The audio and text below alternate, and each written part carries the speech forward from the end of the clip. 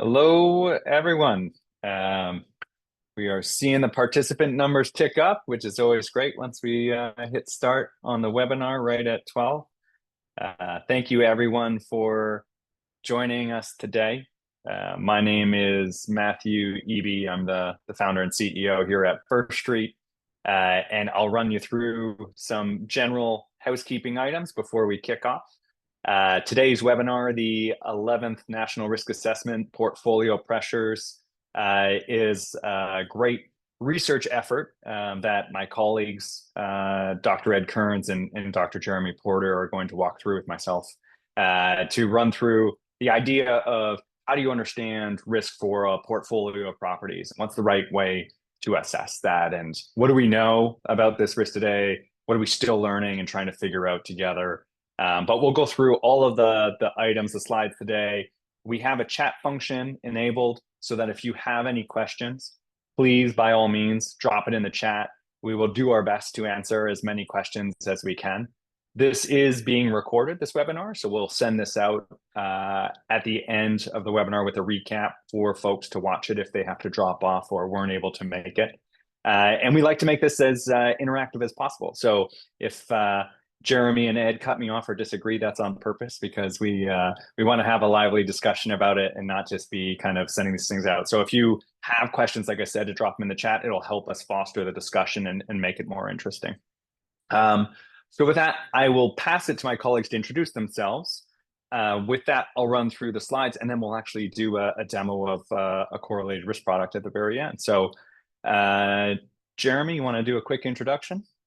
Yeah, so I'm Jeremy Porter. I'm the head of climate implications research here at First Street, and I work primarily downstream of the climate science team, creating a lot of the social and economic implications of climate exposure.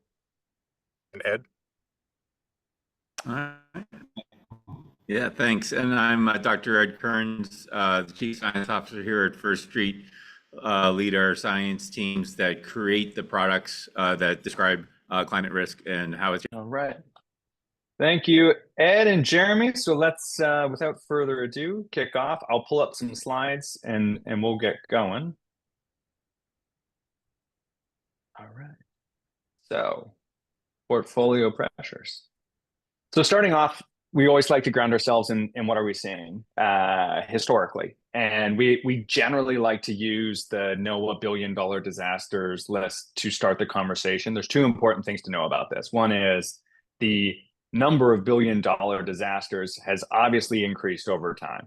This is due to two major things. One is we are looking at climate change as a component of this, so risk is increasing over time. So the frequency of these events continue to grow, but also there's an additive pressure on this of development in risky areas. So because we're building more as a country and we have higher risk in higher valued assets in certain areas, we end up with more of these events as well. So the two of those things, more development in high risk areas that costs more, plus the element of climate change causing these events to happen more frequency at a higher frequency, shows us that we see a fivefold increase over this period. So when we look at these events themselves, we always talk about them in generalities. We think of, okay, well, billion-dollar plus natural disasters continue to grow, but what is actually making up those events? What are the types of events? And when you look at the types of events, what we're actually seeing is that all types are increasing. It's not just the big, massive events that we see on the news like wildfires or flooding. It is things like winter storms. It is things like severe convective storms. So hail causing lots of damage in the Midwest. These are the types of things that we're seeing extreme increases in that we hadn't seen in the past. Now, this is not to say that those are the ones that are causing the most severe damage. They're just eclipsing that billion-dollar mark, so making it on the list. But we still see when there is a large wildfire, that's where a majority of damages will come from. So it's not necessarily the intent that we're showing that these are causing all of the damage, but the frequency above that threshold is showing that all events are increasing over time. So with that, all these events increasing, what does that mean for geographies across the country? The different geos are all seeing increases in all different types of events because they're exposed to these events. When we look at our risk rating methodology, which has severe, moderate, extreme, minor, all of these different ratings from a 1 to 10 scale, we then can look for the hazards of flood and wildfire, wind, extreme heat, air quality, and drought. And so for all 6 of these perils, where do we see that at a county level, we're seeing at least 3 or more of these as a moderate risk or higher? And what we see is that there's a significant amount, a majority of counties in the country that are exposed to at least 3 or more of these from that moderate level. So that means not only are we seeing all of those billion-dollar plus events go up, that's because there's exposure to multiple perils across all counties across the country. Jeremy, I know you made this, and I don't want to speak to your work. Is there anything else you want to add on the slide here? I think you did a good job. I think the main thing we wanted to point out here was that this is a community level metric. And what we're pointing out here is that the community, in this case, the counties are the geo unit we're looking at, have a moderate or higher level of risk to the number of climate events that the legend points out. So you can see the dark black, those areas have 6. All 6 of our climate hazards are impacting those counties at a moderate level or higher.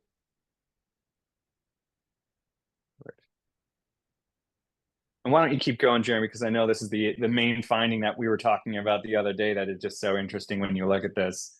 Yeah, it's super interesting, right? So we took the NOAA billion-dollar disaster data. We know that it's been inflation adjusted over time, but we also know that population has grown dramatically since 1980. Assets have grown dramatically since 1980. Development in general has grown. So what we're seeing is a combination of both increased climate exposure and increased assets at risk from that climate exposure. And the thing that jumped off the page to us when we looked at it was the number of states on the y-axis that are impacted by 3 or more billion-dollar events per year.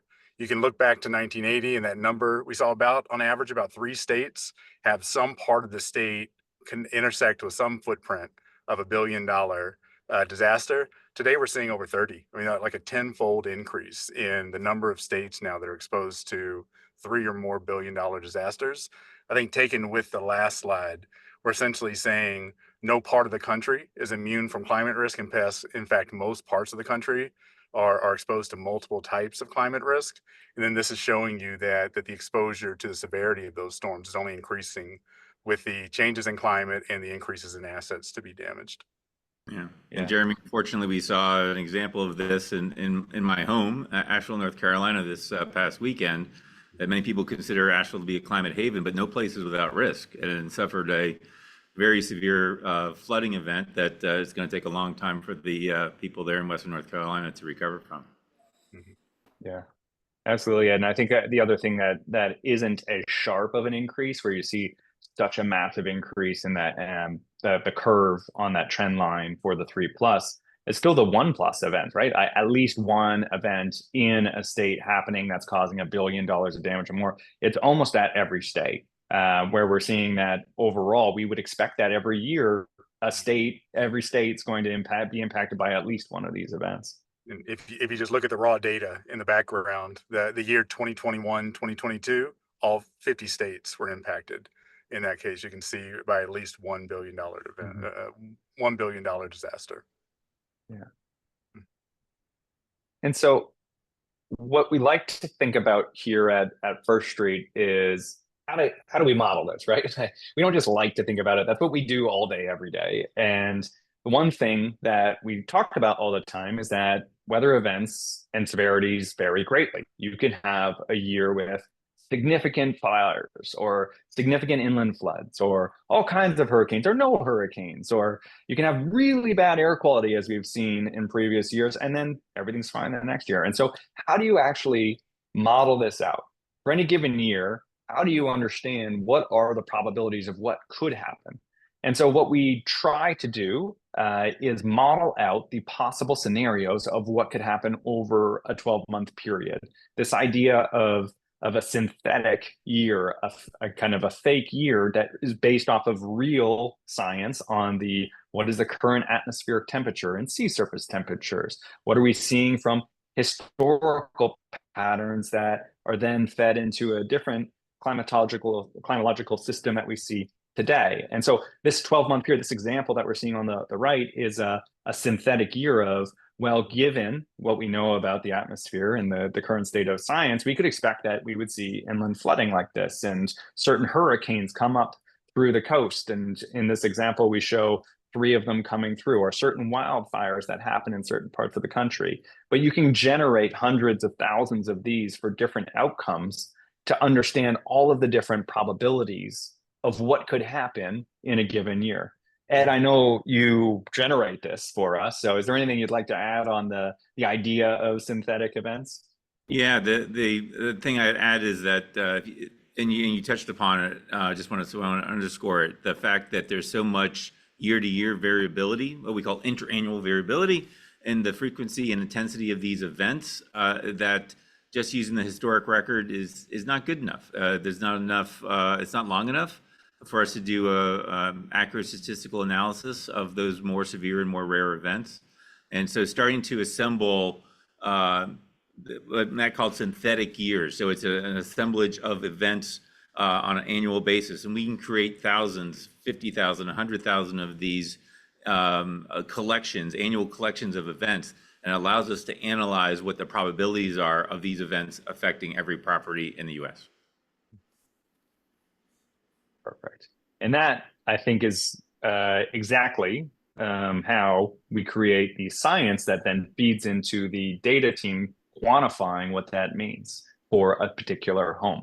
So if you see this red pin over here that we placed on the maps, suggesting like that is the location of an individual property, we can then sample all of these years that Ed and team create to then understand what was the probability of all those different potential outcomes in a given year of this property flooding, of this property being impacted by a certain gust of wind that could damage that property, of this property being impacted by a wildfire where it actually reaches the building. And so that's how we take all of these stacks of events and look at them from an event category, an event set, I should say, and then we're able to derive these probabilities of something happening today, and then also into the future under a changing climate, because we can then simulate those events in a different atmospheric condition in the future.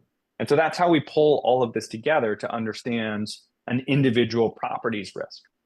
So these point-based estimates, as they're called, allow you to look at an individual home and understand them and what the risk might be. But the real question is then, well, that's great, but I have a portfolio of properties. I'm a bank. I have a lot of mortgages. I am an asset owner, asset manager. I have a lot of properties that I'm trying to quantify risk for together.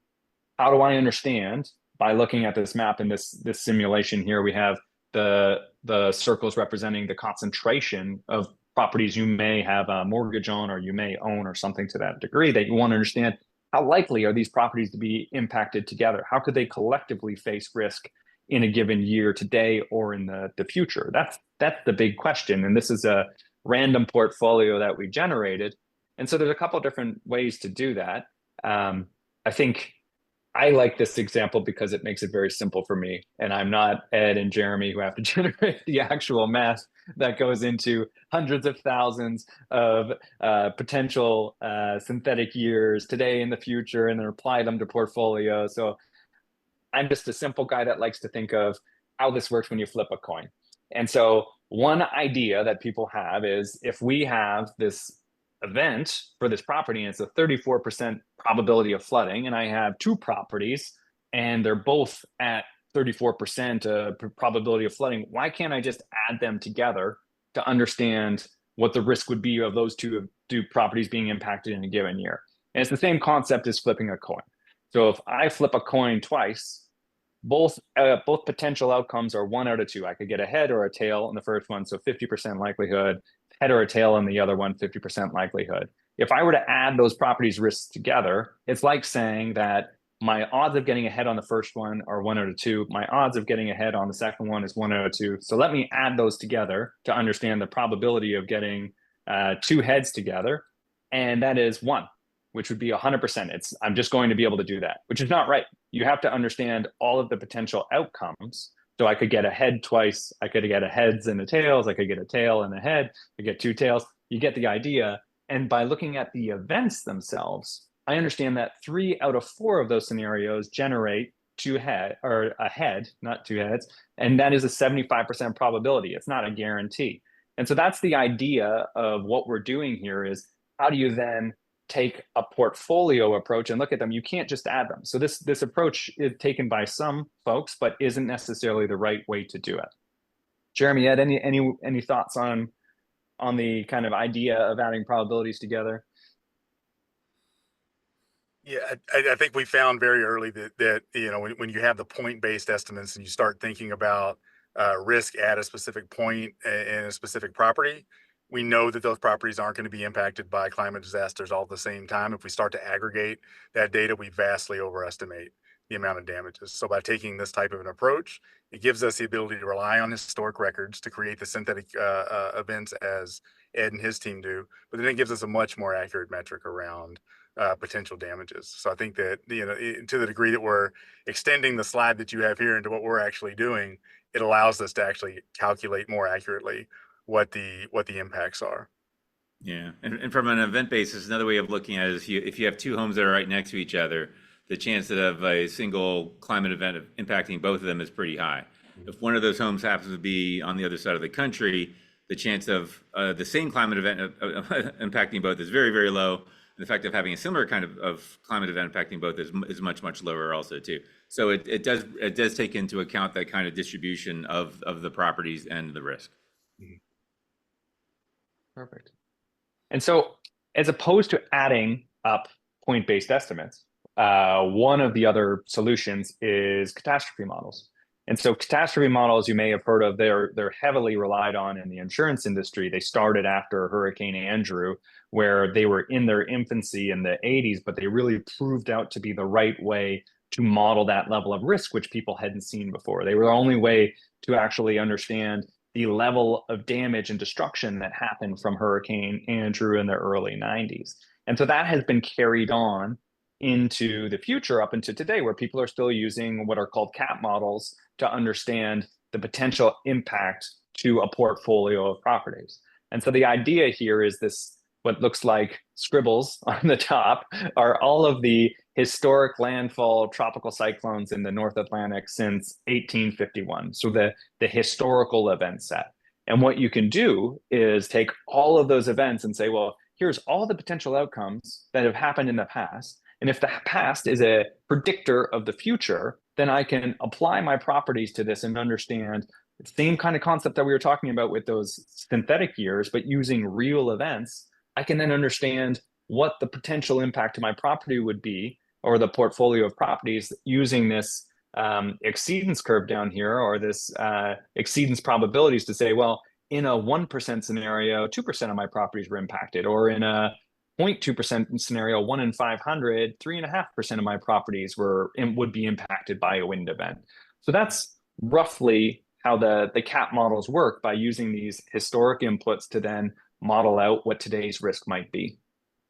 But the problem with the CAP modeling approach, as we see it, is that there's just not enough events of the past to understand what the potential risk today might be, especially when the environment of today is much different than it was in the 1800s. So trying to use all of these historic events to say that they are the same as the likelihood of what might happen today just isn't that accurate. So Ed, I know we've spoken a bunch about this, on how many Category 5s have actually made it on land, have had landfall in Florida, and just in general, there's only been 27 that have kind of gotten to that historical record in the North Atlantic. So from a probability standpoint, how does this work?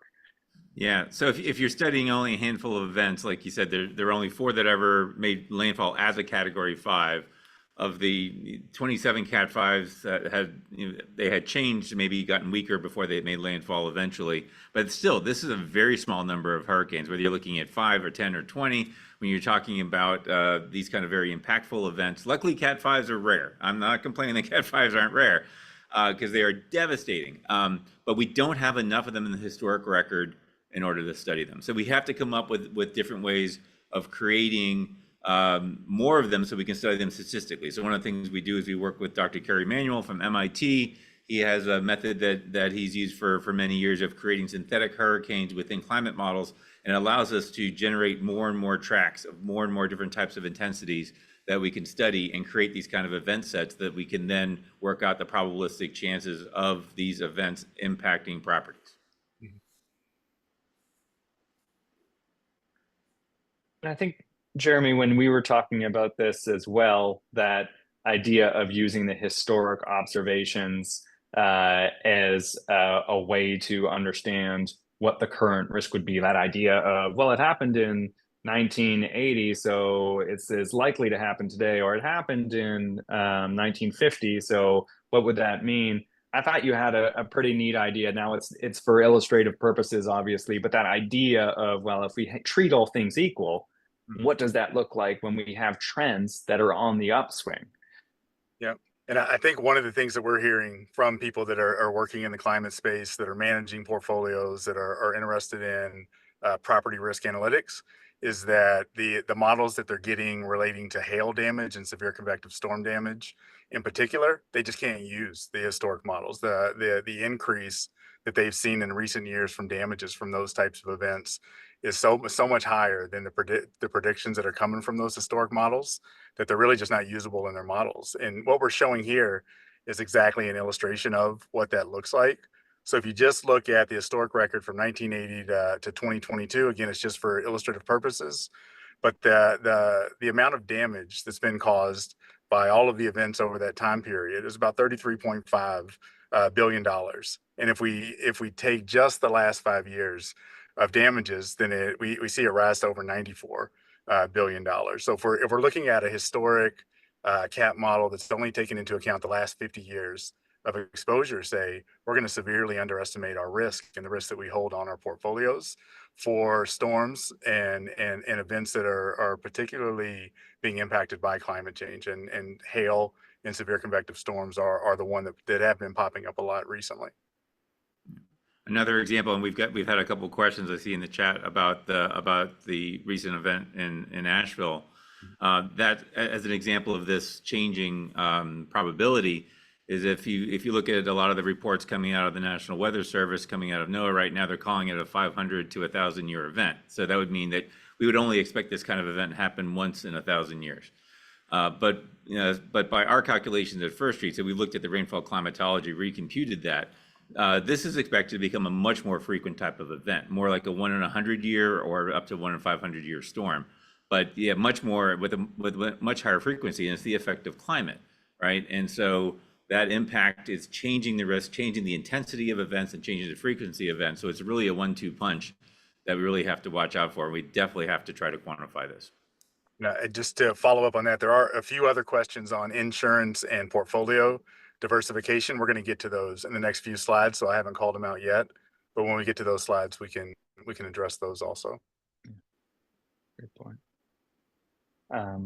So another one of these concepts that we've always talked about at First Street and wanted to figure out how to find ways to start modeling this is the idea of correlation. So if a hurricane happens in a year, is it more likely to have an inland flooding event, or how are these events feeding off of each other?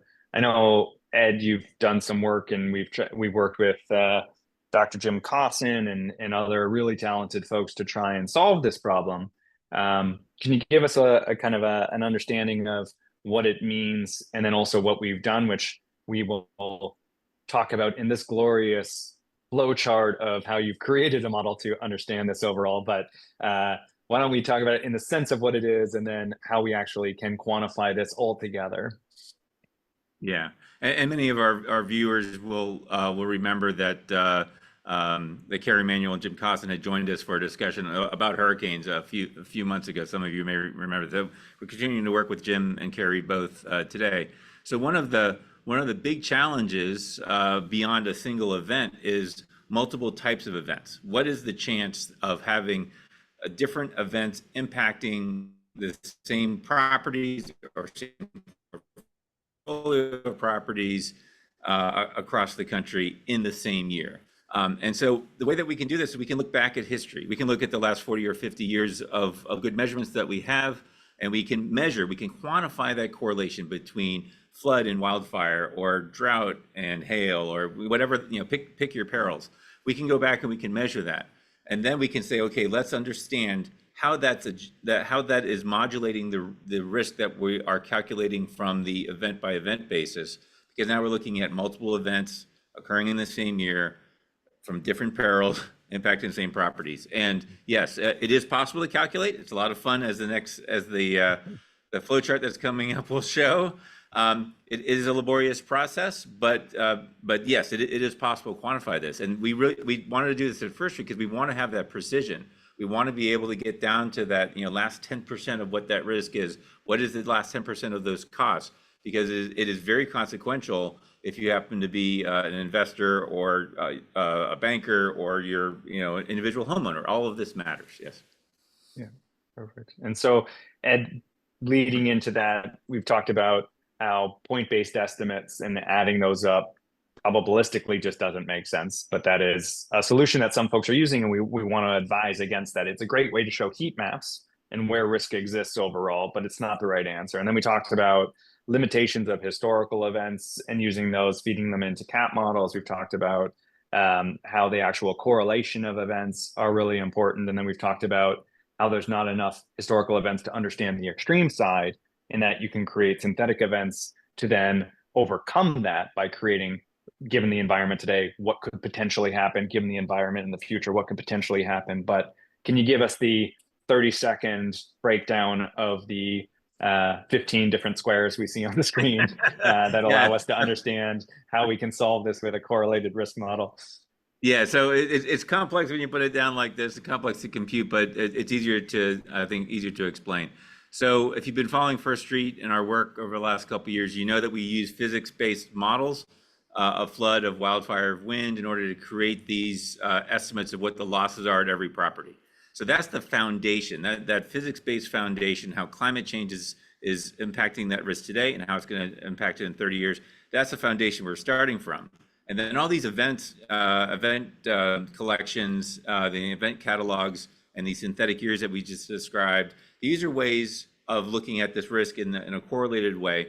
And we're resampling those earlier results that we had from our models, from our physics-based models. Since we know what those answers are on a point-by-point basis, it's a matter of going into those model results, collecting them on a per event basis and per peril basis, and doing the right calculation so we can understand how that risk is evolving for any group of any group of properties, whether it's 2 properties or it's 2 million properties. The calculation is the same. But yes, this is a way that we can actually understand what how the event-based approach, the correlated approach, is impacting that risk, as Jeremy was describing earlier, and then how the cross-peril correlation, between, say, flood and fire, how that is then evolving across the landscape, so that by the time you get to the very end of this flow chart, we actually have a good quantification of the expected losses in a changing climate. And I'll just add to what Ed mentioned. I mean, we start with property-specific, point-specific, physically based climate models. So we're understanding to the property what the risk is, what the damages are. It's this process that actually allows us to take those really precise impacts on exposure and damage, property characteristics, and build that up to something that's applicable to an actual portfolio. We ran a couple thousand properties through our portfolio tool, and what we ended up finding was that if you just added up all the AALs and the damages that would occur from the events in a given year, you end up inflating the damages by like 3,000%. I mean, it really does end up impacting the ultimate results that you have if you don't take into account these correlations across the events and use the precise metrics at the property. Yeah. I think, Jeremy, what you're getting at is if we took this portfolio and we ran it through our correlated risk model that you're just talking about, and we compared that to adding up the individual properties risk, and you mentioned AAL, so that average annualized loss that you would see, the difference between adding them up and those point-based estimates versus running it through the correlation is that the adding them up has that 3,000% increase in damages, which is just not actually what's going to happen in reality. Yeah. Not all properties are going to be impacted in the same year by all perils. It's not going to happen that way. Yeah. Perfect. So I think we talked about how we do this, so we can kind of skip past that. But the idea now is we can then apply that portfolio we were just talking about, that Jeremy was just mentioning, that if we looked at it from a point-based estimate, it would be 3,000% higher. But how do you do it with our synthetic events? How do you actually apply it to understand the likelihood of losses in each scenario year? And that's exactly what Ed and Jeremy were just going through in details. There is, we take that flow chart that we went through and we apply it to all of the years of events that happen, and we have that distribution of outcomes that can come from all of the hundreds of thousands of events that we run it through. And given that, we are then able to understand not just the exposure, but the damage and downtime. And so we've partnered with an engineering firm called Arup, that's international, tens of thousands of employees, industry expert, to create fragility curves for every single type of building. And we're able to apply that to understand the damage and downtime that would happen from the flooding or the wind or the wildfire. But Jeremy, you and your team went one step further to be able to figure out what's really important, which is the insurance estimates. So can you tell us a little bit about that? Yeah, and it's really important, right? So if we start to think about the damages and we only look at gross damages, then we're not actually getting a full picture of the event impacts. So what we ended up doing was finding estimates for, at the property level. Actually, we ended up finding zip code level insurance estimates from rate filings from all of the rate filers and policy providers in a given zip code.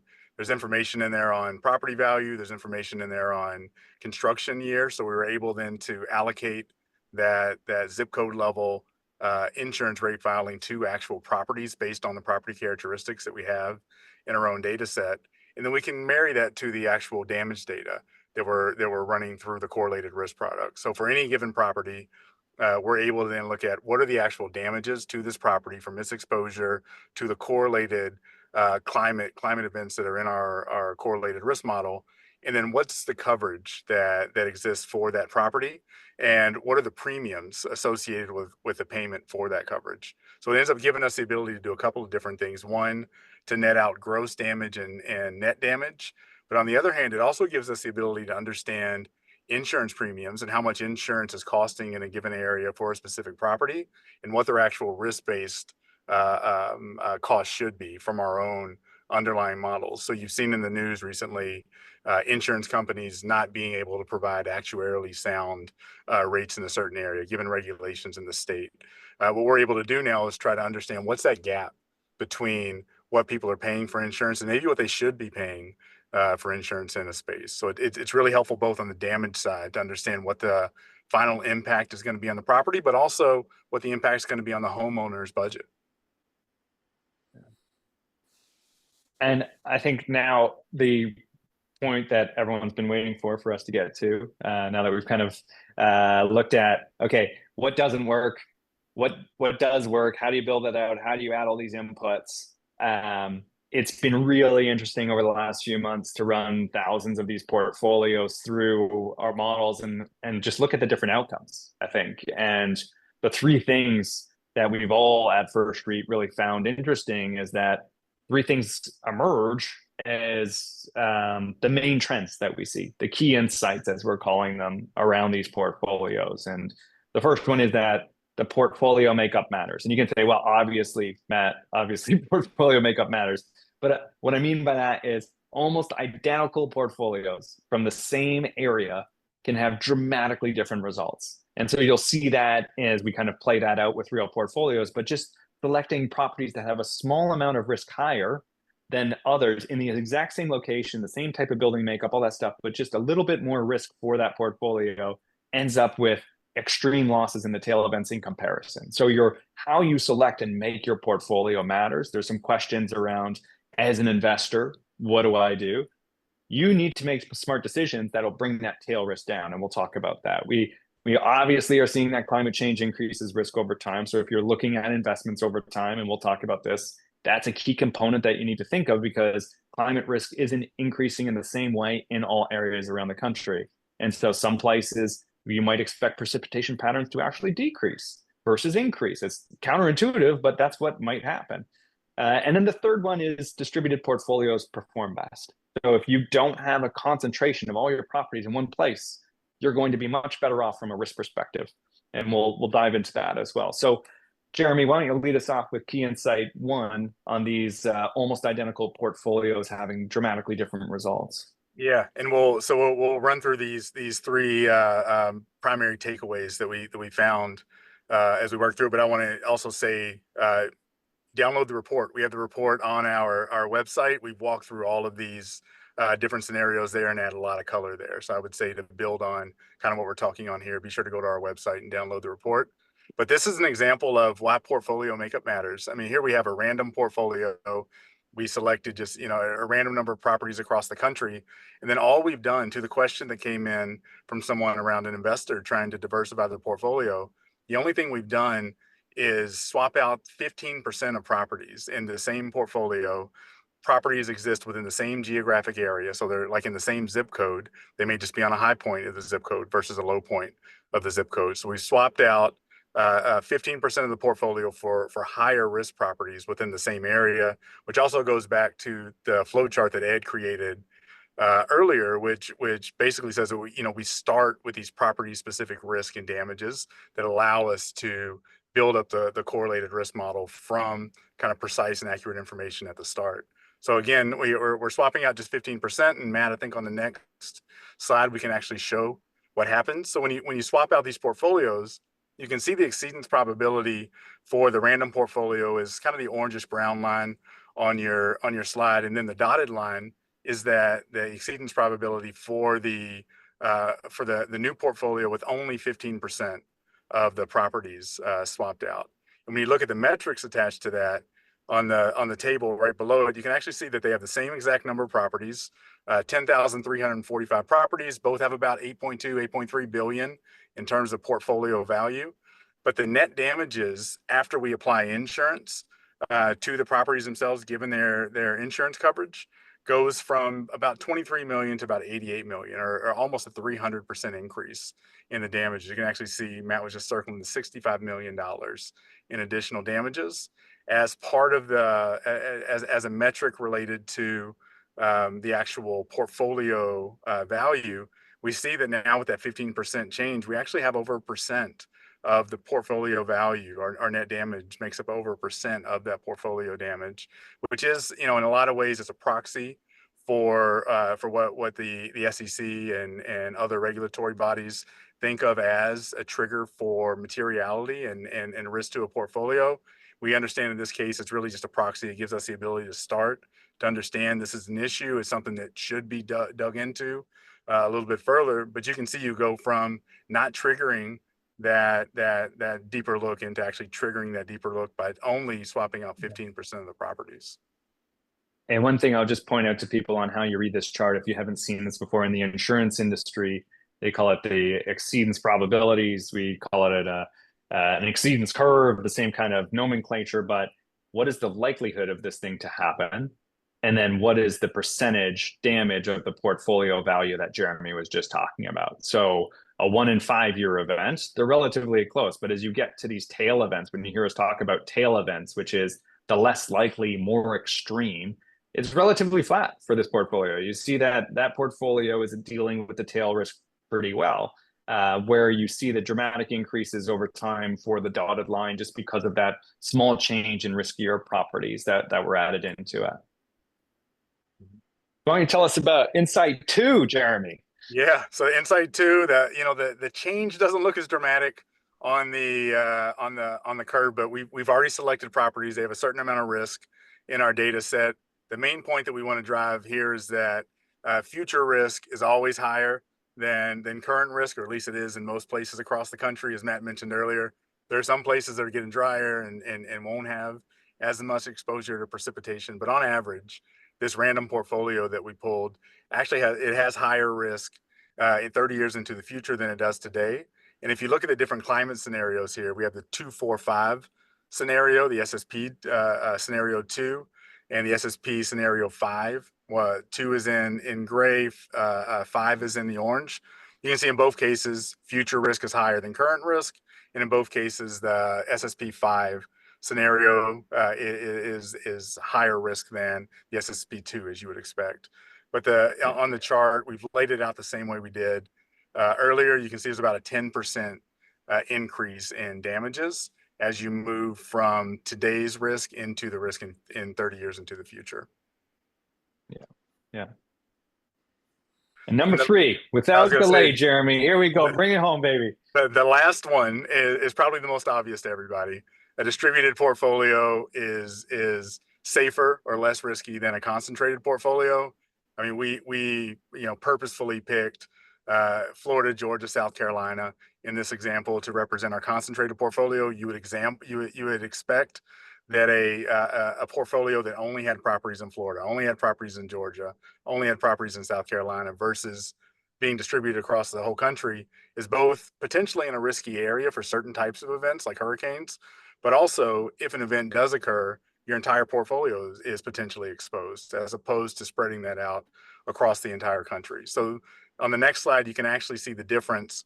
And in this case, what we have is potentially a low risk concentrated portfolio. And we're still seeing in this case upwards of about a 40% increase in damages versus the distributed portfolio. And we have another, Matt, do you want to add anything to this? Yeah, I think what's super cool about this, Jeremy, as nerdy as that sounds, is the counterintuitive part is that with a concentrated portfolio, because they're all together in the lower likelihoods, it's actually less risky. So in your everyday occurrence, when you'd expect something, a 1 in 20, a 1 in 10-year event, you're probably safer. But when those tail events happen, everything's together. And so when a bad thing happens, it's really bad. And so when you're talking about how do you get your tail risk down, your tail risk is all driven by if one thing impacts multiple properties. And that's exactly what happens when you see a concentrated portfolio. When the thing happens, the thing really happens. Yeah. We had a question online about the federal agencies, including FHFA and federal regulators, if they've been working about the risk in their portfolios, and the answer is yes. They've been using our data at Treasury and at Freddie Mac and Fannie Mae and at FHFA, and there are some reports that the Office of Financial Research at Treasury has put out to independently assess the risk in those portfolios, and the news is very good. Those portfolios are being managed to reduce the kind of risk that Jeremy and Matt are describing here, and there's links to those reports on our website, by the way. Back to you guys. And we'll wrap up the insights. Yeah. I think the last thing we wanted to show was that if you take a concentrated portfolio that has about the same portfolio value, but you only select high risk properties in those concentrated areas, these are where you get the huge gaps. So we're seeing in this case, in the 1% annual likelihood scenario, 900, 1,000% increase in the damages associated with the risk. So on the last slide, we were looking at a relatively low risk concentrated portfolio versus a distributed portfolio. This is kind of a worst case scenario. What happens when you have high risk concentrated properties versus a distributed portfolio? Absolutely. And so now it's time to have some fun, because we created, like, what else could we do with this? Now that we have this, we've run all these portfolios. Well, what kind of portfolios do different types of companies hold? And we had this idea of, well, of the roughly 4,400 banks in the country, they all have different loaning portfolios. They all have different assets that they have lent out on the residential real estate or the commercial real estate side. Large banks, regional banks, small and community banks, they're all different. And some of them are huge and distributed, like Ed was talking about, the highly regulated banks, those 100 billion plus banks. And some of them are very small and super concentrated. And those are the kind of small and community banks. So how would they hold up when we're trying to help with this tool to understand risk and how you manage it and how do you actually balance your portfolio so that you can make more money because you're going to have less risk in it. How do you do that? And what would this look like for each one of our potential banking partners or current banking partners, which is why we've built these tools in the first place. And so, Jeremy, why don't you take us through this, because this was your brainchild on how we could actually do this and what we would control and how could this be indicative of risk that banks may hold. Yeah, it should be thought of as sort of an illustrative data exercise in which we are trying to understand the ways in which different types of banks, be it small community banks, regional banks, large national banks, what types of risk do they hold based on the potential distributed and concentrated nature of their portfolios. To run this, we made the assumption that the bank branch locations are indicative of the lending footprint of the bank itself. So we know that we don't actually have the portfolio of the mortgaged properties themselves, but what we do have are the actual branch locations, and we have the characteristics of those branch locations in our data set. So any bank, any individual bank that had 20 or more physical branches, we downloaded the exact location of those physical branches. We matched it to our exposure data in our data set, so we understood first floor elevation, construction materials, roof types, all the things that are important in terms of matching them up against our correlated risk model. And then we ran it through our correlated risk model in a way to understand the actual portfolio impacts on the bank branches as a proxy for the assets that the bank might hold within that same physical kind of lending footprint. Right. So the results. Yeah, what so do we find? the results are interesting, right? So we see right away that small banks, if we really focus on that 1% annual likelihood, we'll kind of spend our time there. That's the 1 in 100 year synthetic year event where right where Matt has his cursor. You can see the small banks, regional banks have the highest level of exposure in just in principle, or just in terms of our understanding of those lending footprints. Small banks tend to serve communities. They tend to be geographically concentrated. Regional banks not as concentrated as small banks, but they're still serving certain regions of the country. I think the really interesting thing to point out here is these dark lines are all are all of our averages. If you look in the background, you can actually see the individual bank exceedance probability curves. So some of them, as you can see, are really high.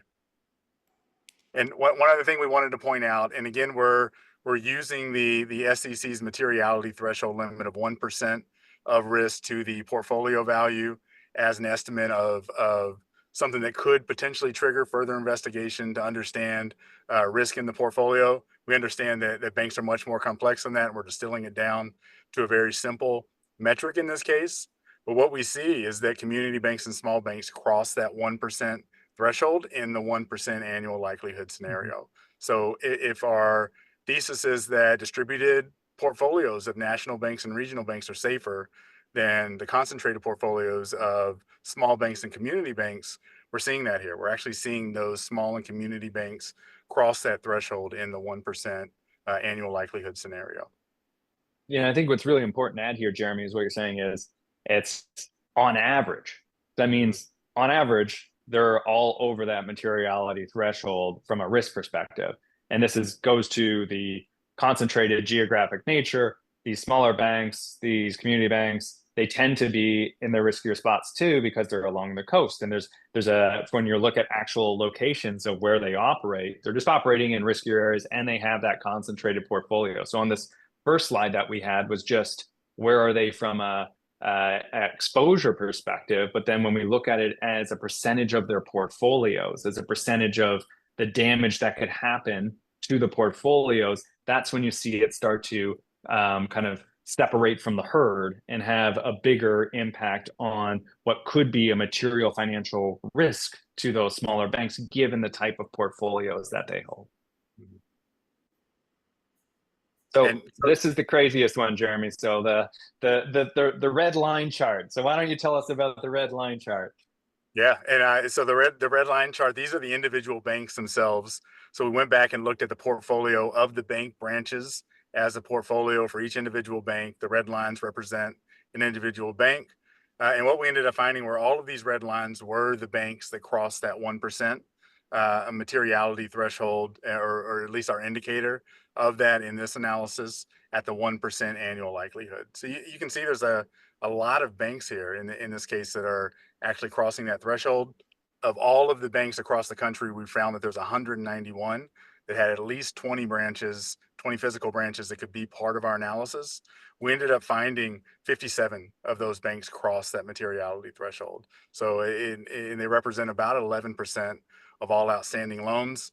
Again, we didn't run the portfolio on the actual location of the properties themselves that are in the portfolio. This is run on the bank branches, but in given the assumptions that we made, we're assuming that it's indicative of the risk in that area. Yeah.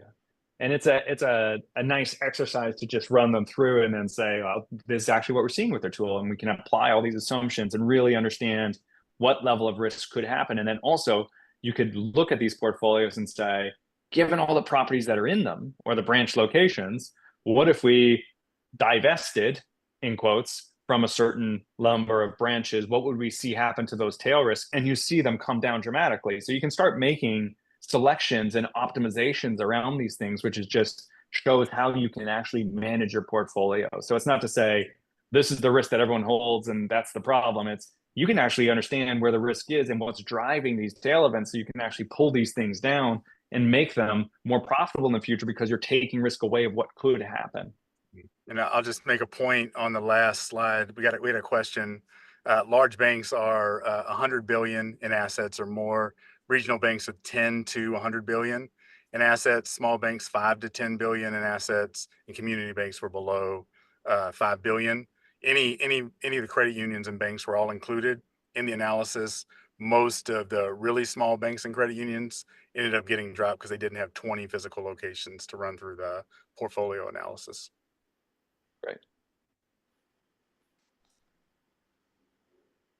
And so Jeremy, we looked at like the list of the ones that had the highest risk to say, and again, if you represent these banks, we are not saying this is the risk that you have. This is just something that's indicative of the risk that may be faced. And you have to, there's so much more that goes into what could be a default and what could be overall risk. And that's where adding in the actual portfolios, running it with the actual insurance assumptions that we have and detailing that out together, you can get obviously the right answer. But looking at this list, it was really interesting to see that they are all those small community regional banks, like we were talking about, Jeremy.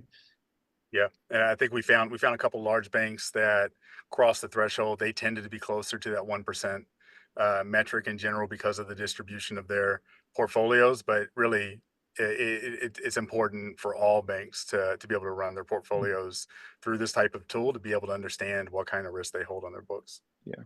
Yeah.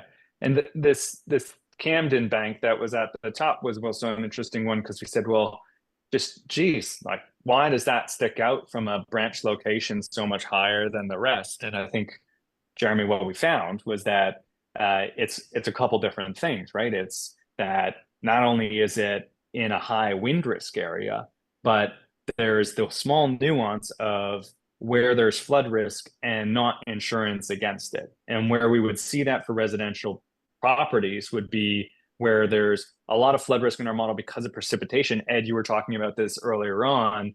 And what we saw in Asheville is a great example where all kinds of precipitation flooding that just hammered the area, but they're not in the FEMA special flood hazard area, meaning there wouldn't be insurance there. And that's not to say every single property is like that, but for the vast, vast majority of properties that are outside the SFHA, they do not hold flood policies for those homes. And so that uninsured loss element of this is what's really driving the location for Camden.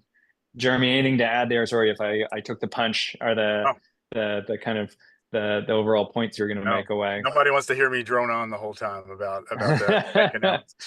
False, man, false. But what's really cool is that at the time of the report, all of a sudden we saw that Camden National Bank is set to acquire Northway Bank. And so by acquiring and increasing its portfolio, what we're naturally going to see now is that tail risk is going to come down because of the geographic dispersion of assets that they will hold. So you'll see it go from what is the concentration today in this fake exercise that we did to the if you added on the other bank, what does it go down to? Because they're not side by side anymore, and they're not holding the same risk profile that we would see that they have today.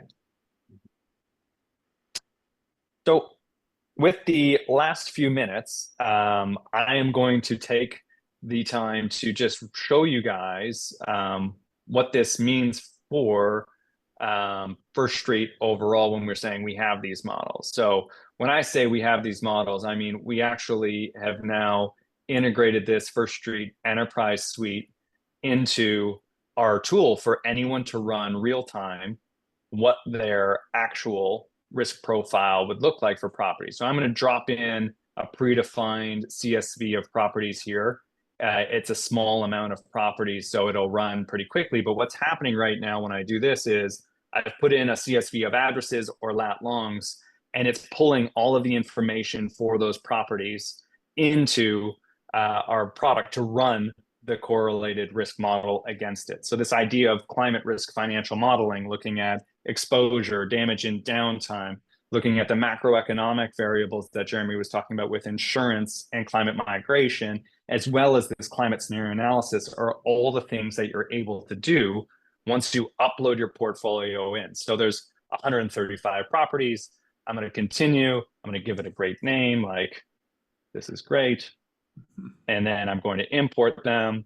And what we'll do is look at this against all of our model versions. So for a lot of our banking partners, you have to go through model validation. You want to make sure that we're using the right models that you're looking for, or you're allowed to use in actually making decisions.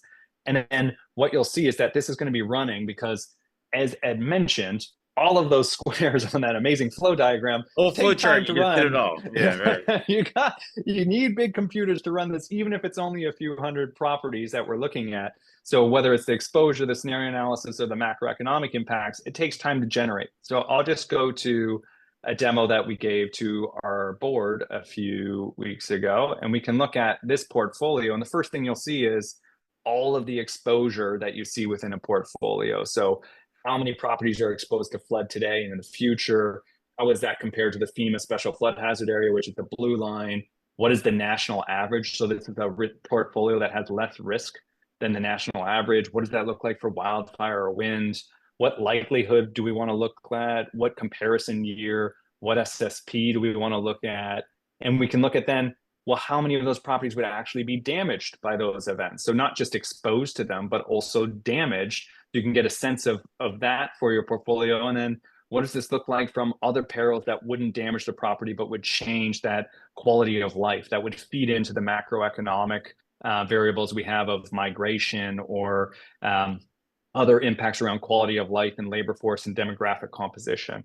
You can look at all of your properties from flooding and wildfire and wind. You can sort them at a different level, but really what we want to get into is this scenario analysis. All the things we were just talking about, you can look at for your property and say, from all events, pre-insurance, from gross damages, post-insurance, the net damages, what does this look like for our exceedance curve? What does it look like with property values from the insurance increases or from a post-event, a major event comes in, the broken window effect? How does that transpire? What does it look like from damages and property value loss that we would see?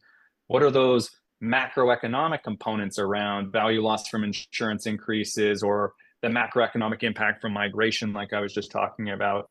All of this information is now generated on the fly. So you can think of this as an overview of the properties that you have for a portfolio, generating all of this information on the fly for you. And then what's most important is that, well, this is a nice view of what it looks like. You can export all of it. The most important thing is that you can get this data out to add it into your credit models, or you can get it out to model it in some other way. You can just export it. You'll see the download pop up on my screen right there, and all of my information is available. So you can run the climate risk financial modeling from exposure, damage downtime, the scenario analysis, and the macroeconomic variables of insurance and climate migration, all in our platform instantly now for residential real estate, and we have commercial real estate coming up. And so this is the the information that we would love to share with you and allow you to run your actual portfolios in real time and then see what different scenarios look like. What if you divested? What if you took your riskier properties out? You can see the impact of each individual property and what investing or divesting in certain areas could look like. So that's all we have for you today. The last thing we want to say is that we have an event coming up, Forecast by First Street. It's going to be the first conference that is based around climate risk financial modeling. We'll have about 300 leaders from all elements of the CRFM network, meaning the top scientists to talk about models and exposure and what we're learning or what we're still learning or don't know today, but we could, and what does AI have to play within that? We have damage and downtime. What are the best engineers telling us about what we're thinking about from a resilient building perspective? What does the building codes of the past mean for potential damages? What does this look like overall for what we can do to harden certain pieces of infrastructure? What does it mean for infrastructure overall? We can then look at the impact of insurance on property values will be a very big portion of this conference. And what are the top experts telling us about that? What does this look like from climate migration, demographic composition changes, and how we forecast that into elements of a portfolio? And then lastly, bringing all of that together through a climate scenario analysis. What are the top banks doing? Let's listen to them tell us what they're doing and what they're struggling with or not, and how we can all learn together. So that's the idea with Forecast. We'll drop a link into the chat right now where you can register your interest, and it's going to be a wonderful thing where we bring all of the top leaders around CRFM together to really start learning as a community on each one of those individual components. So that's it for today. Thank you so much to everyone that's taken the time to attend. Thank you to Dr. Ed Kearns and Dr. Jeremy Porter. As always, you gentlemen are just so great to have on these webinars and to impart your wisdom on us. And I always learn something new from you guys. So thank you so much. And thanks to everyone again that attended. We'll send out the recording and we hope to see you at Forecast. Thank you so much. Thanks, everybody. Thank you.